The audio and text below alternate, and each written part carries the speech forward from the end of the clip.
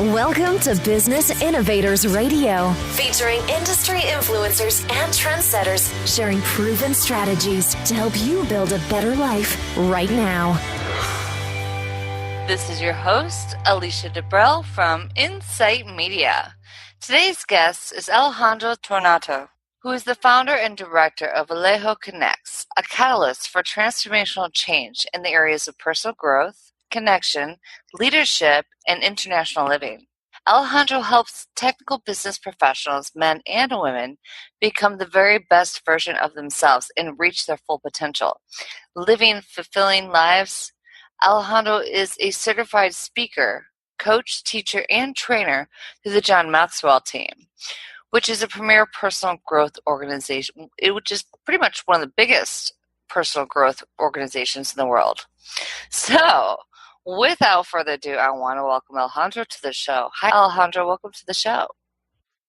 Well, good afternoon, Alicia. It's definitely an honor and a privilege, to be and to share a little bit about myself and what I do, with you and your listeners. I want to start off. I just want to know, can you tell us just a little bit about yourself and your background? Sure, I'll be delighted, to do that. I was born in Buenos Aires, Argentina, and after graduating, from high school, and then I had to serve my country in the Army. I did not have a second option, so I had to do it. And so I spent about a year and a half in the Army, and when I came out, I was given the opportunity to travel to England to take a class, to improve the English language. And that was going to be for about 3 months. And then the idea was to return back home and then to carry on with my happy life. I wanted to pursue chemical engineering, but the universe had a different plan for me. So after those 3 months in England, then I stayed about another 12 to 13 years. And in that span of time, I completed my chemical engineering degree at the University of Wales in the UK. And I tell you, that was one of the best experiences that I had in my life because it forced me to begin living on my own and to begin doing things on my own and making decisions on my own. So I can tell you truly that I began my own journey in personal growth when I was in England all those years. Then, of course, I came to the United States and I began working in chemical engineering. I did that for a number of years with various companies. And I thought that chemical engineering and science was my passion in life until I truly discovered what my passion was. And my passion was to speak, to teach, to train, to help other people really become the very best versions of themselves. To really excel in their own lives, in their professional lives, in their leadership. And so that's what I've been doing, for the past, I would say 9 years, and becoming a certified coach and speaker and trainer and teacher through the John Maxwell Team, which is a great organization for personal growth. And I had great mentors teaching me. I can pass all that wisdom and knowledge, to my clients and to lots of people who can take their journeys, to the next level. So that's a little bit of what I have done and what I'm doing right now. That actually brings me right to my next question, which is what inspired you to transition from the technical world to the personal growth world? That's a big jump. Yeah, and that's a great question. However, I believe that what happened to me was an evolution from the engineering side into the personal growth industry. You see, I used to give technical presentations at a variety of trade shows while I was an applications engineer and a personal developer for the company I was working for. And when I used to give those presentations, to pretty much large audiences, 500, 1,000 people and more, obviously the comments that I was getting at the time were that the content was very helpful, was very valuable, but most people, what they were particularly impactful was my style, the energy, the passion that I had, to really make the dry information that I was presenting much more pleasant for them. And so one day, when I came back from one of those trips, then I began reflecting myself, and I said, hey, if I could impact the lives of these people with technical information, how much more can I do if I begin to inspire in them and to motivating them and to teaching them how to keep growing in their own personal lives and their professional lives, how to communicate and connect better, how to reach a more effective level of leadership in their lives. And that's how I began evolving into the personal growth industry. And that has been an evolution that it has tremendously enhanced and enriched my own life as I enhance and enrich the lives of other people. That totally makes sense, and I love how you were able to take a boring subject and make it exciting and then brought it to other people in the world and being able to just bring that excitement, because when you're talking IT and apps, it's kind of boring. So the fact that you were able to really reach people, that's pretty incredible. So tell me about what type of clients do you work with and who do you help? I don't know, if you're going to like this answer or not, but I work well with every type of client. And the reason is that I have a passion adding value to people in their personal and professional growth journey. However, as an engineer and as a technical person myself, I particularly enjoy working with technical and professional businessmen and businesswomen, because even though they are great at what they do, and I know what their strengths and what their weaknesses are, that gives a little bit of an edge as to being able to help them in those weak areas, to help them excel and to help them get stronger, because I know the engineering environment that I spent years around, and so I know how they think and how they operate. So those are some of the people that I love to work, because I know that I can help them get to the next level. So in our discussions, you've mentioned something that's really, really stuck out at me. And you said that most people actually live their life on autopilot. Can you explain exactly what you meant by that? Of course, yes.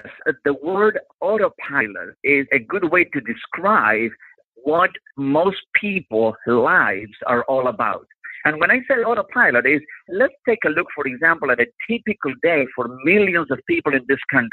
And we can see that they operate under a very regular and almost automatic pattern of activities. They get up in the morning, get dressed, and they have a cup of coffee, and they get on their cars and they drive to work, and they spend 8 or 9 hours at their offices. Some people are workaholics and they spend more time. Some other people, they just at about 4:30, they begin looking at their watches and getting ready to get out, because it's probably more like 2:30. That's right. And they cannot wait, to get home. And so when they get home, what do? They come, they park their cars, they cook maybe a TV dinner or something quick, and they sit in front of the TV and they spend a few hours watching TVs, and then they go back to bed. And then the next morning, guess what, Alicia? They begin doing exactly the same things, and they do that day after day, week after week, month after month, year after year, and the whole life goes by, and that's what I call autopilot. When a plane takes off, okay, once it gets to the altitude that it needs, the captain, what does it do? I mean, puts in an autopilot, the plane goes by itself. You don't need to do anything to it. Well, people are like that. And so the interesting thing is that in their mid-careers, I mean, when they reach maybe 45, 50 years old, then they look back and they said, oh my goodness, I've been doing things that I don't like. I go to an office that I hate what I do every single day, and I don't like the people that I work with. And it's just waking up to the reality that they've been operating automatically all their lives. And that's what I mean by living a life on autopilot as opposed to living a life intentionally. That every single day I get up intentionally on doing something that is going to be a contribution to the world and to other people. That's what I meant by living lives on autopilot. Okay, so now let's talk about a little bit of Alejo Connects, right? Can you explain what the foundation of them is and what options do you really provide for your clients? Sure, I'll be glad to answer that. Let me just say that the primary foundation of my programs is a very simple one: intentional growth. I heard it many times, and I heard my mentor, John Maxwell, say it many, many, many times. If you as a leader do not grow intentionally yourself, you are incapable of growing or adding value to any other person. Growth begins with you, and then it extrapolates to other people. And let me explain that. For instance, everything that we do in life worthwhile is uphill. And to move uphill, there has to be an intentionality. You cannot go uphill by osmosis. You have to put effort. You have to put a certain amount of work, do it. To create the momentum. Yes, exactly. It's creating momentum. And some of my programs are designed to engage people in a personal growth journey. They are programs that help them discover their purpose, because you cannot be a fulfilling human being if you are doing things that are not according to your purpose in life. Each one of us were created, with a particular purpose, and to discover that purpose and to begin having a passion for that purpose, and to create a mission statement that you can have in front of you every single day helps you in the direction that you want to go in life. Also, I have other programs, to help emerging leaders become more effective and more influential with their teams. So basically, everything starts with developing yourself and growing yourself. Okay, so what are some of the specific challenges that you solve? Can you give me maybe a couple scenarios? Sure. The typical ones, especially when it comes to very technical people and engineers, is a poor self-confidence in presentation skills. They're very good at research. They're very good at gathering data. They're very good at working on the computers and doing their technical things. But when it comes to sharing information with other people in a group setting, that's when the big hurdle, the big problem begins. First of all, is they have a very poor self-confidence because they know that they're not very good at presenting information, and also the inability of some leaders to connect effectively with their followers. That is something that I talk to a lot of people who they want to get better, not so much at giving information, but at developing a connection with people. And believe me, Alicia, when I say that for a leader, communication alone is not the answer. It's connecting, is not the talent that you have, is not your innate abilities that you have, but it is the ability that you have or that you can actually improve to connect with other people. Communication and connection are not the same thing. And those are some of the things that I help people conquer. I mean, their self-confidence in presenting, their ability to connect more effectively, and then the other things, I mean, for instance, how to resolve conflict in a team. I mean, if there's conflict that comes as a result of a lack of communication. So those are very typical things that in the corporate world, I found that there are situations that get repeated time after time after time. And so with some of my programs, even with personal coaching, I coach people how to overcome those obstacles. Okay, so coming from the technology world, I would imagine that you easily identify with people's similar roles and help build strong connections with them. And that's your main goal, correct? Sure. As I said, being a chemical engineer myself and having worked in engineering roles for many years has given me an excellent understanding and perspective of how the majority of engineers and very technical people think and operate. And then I can clearly see what their strengths and also what their weak points are. And of course, I am better prepared to help them excel in those critical areas. Most people, I mean, when they get to know me and they know that I am a chemical engineer, but they know my personality and they know the way that I interact and connect with people, they said, my goodness, I mean, you were one of the few engineers that broke the mold because you don't operate like a typical engineer. And I know that is who I am. And that is the edge that allows me to help other engineers become more social, able to connect and to have a better relationship with their teammates and with their groups.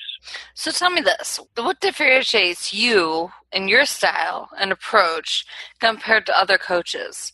Well, that is a good question because I don't want to, I don't want to put down other coaches, but one of the things that I have found is that some coaches tend to be more mentors than coaches. And there's a difference between mentoring someone and coaching a person. When you mentor, you really give them, as a mentor, you give them the solutions that the other person needs to hear or needs to implement to solve a particular problem or to go in a different direction in their lives.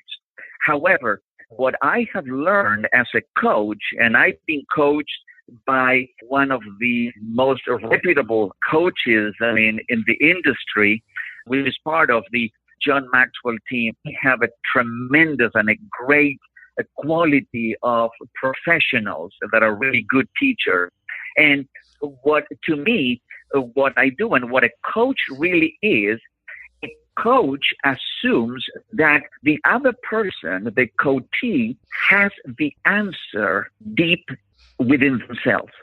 So the work of the coach is not to tell the person what he or she ought to do or must do or should do, but is asking the critical questions that are designed to draw the answer from the other person. So, in a sense, a coach, as far as I am concerned, is a fisherman. Is you draw the line, and by asking the right questions, you help the person think and reflect upon the answer. And invariably, in all cases, the person is going to come up with the answer themselves. And that does one important thing. If you tell somebody else what the answer is, guess what? You own the answer. the other person doesn't own the answer. Now, if you ask the questions and the other person comes with an answer themselves, then they take ownership of their answers. And that is such a strong point in coaching, because when you own the solution to a problem, then you can begin to apply that solution to their lives, and the changes are drastic and the changes are very quick. True. And I really believe most people would benefit from coaching in the PL areas of both, their personal and the professional lives. What do you think holds people back? I mean, is it fear? Is it not believing that they can find the right coach for them? Or is it something else? Well, for some people, perhaps it's fear, because when you start digging deep in yourself, to try to get some of that stuff out, there's an element of fear. What am I going to be confronted with? Now, for some other people, it's very simple and plain, the fact that they are not believers that coaching is going to do anything for them. They just don't believe that they are going to benefit. And for some other people, it may be a cost situation, because obviously there is an investment, and not only an investment, but there is coaching is something that is not a one-time deal. I think that when you are in a coaching relationship with someone, it's a coaching relationship for quite some time. So then you have to consider the timeline in coaching as well. Absolutely true.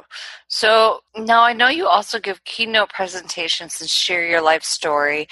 From isolation to connection is what you call it. That sounds like a very powerful presentation. What can you tell me about that? Well, I am not very good at putting titles to presentations. But in this case, I had my presentation almost completed, but I did not have a title for it. And I know that the presentation was my personal story, and it was the differences between communication and connection.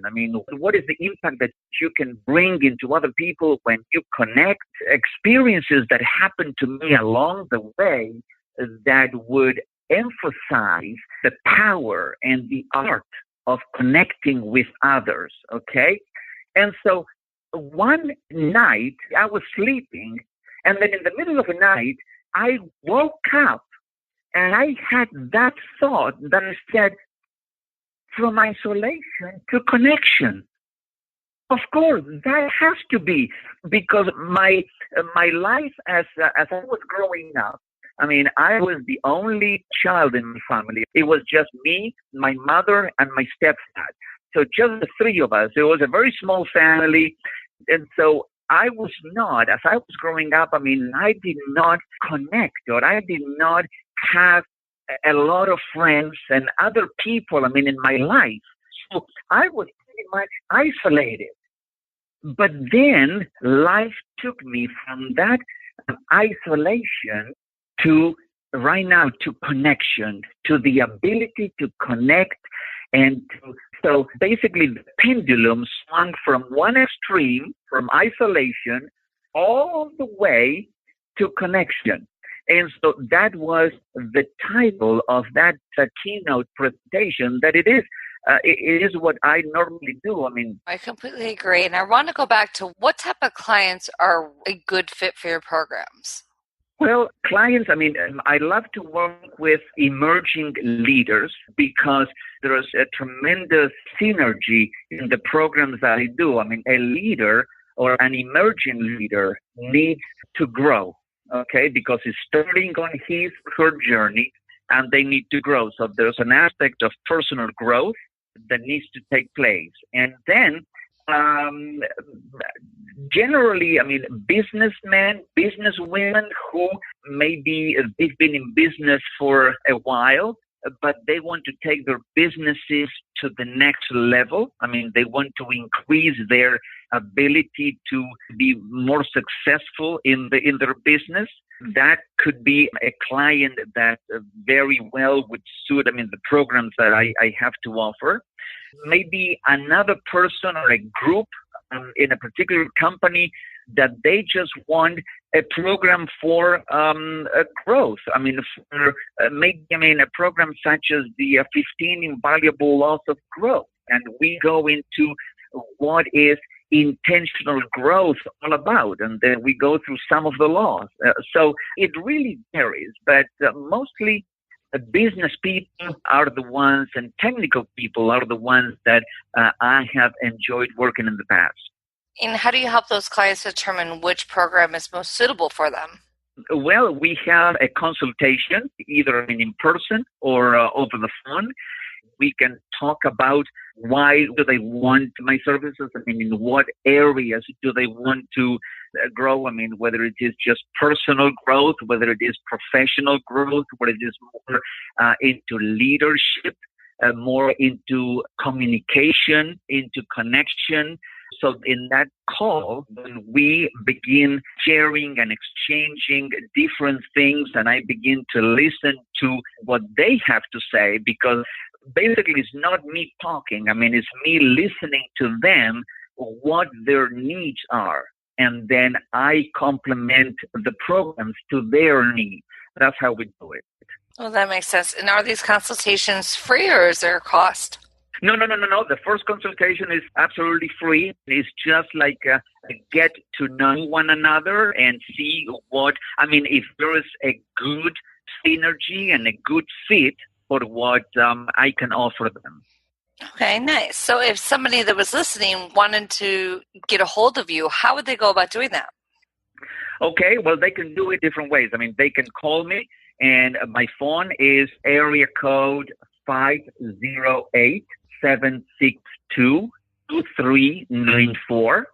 They can email me at alejo@alejoconnects.com, or they can contact me via my website, which is www.alejoconnects.com. Or they can even text me. The phone number that I gave is my cell number, so they can text me at that phone as well. So those are some of the different ways that they can get in touch with me.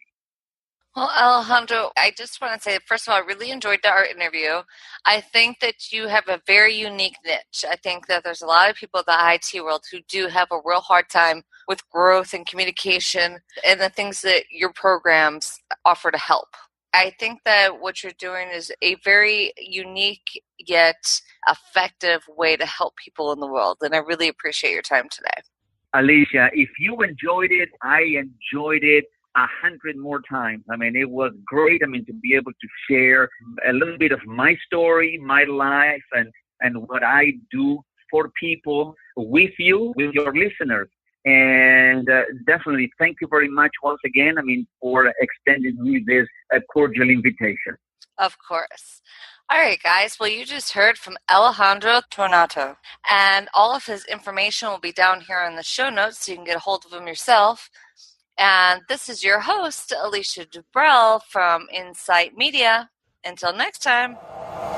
Thanks for listening to Business Innovators Radio. To hear all episodes featuring leading industry influencers and trendsetters, visit us online at businessinnovatorsradio.com today.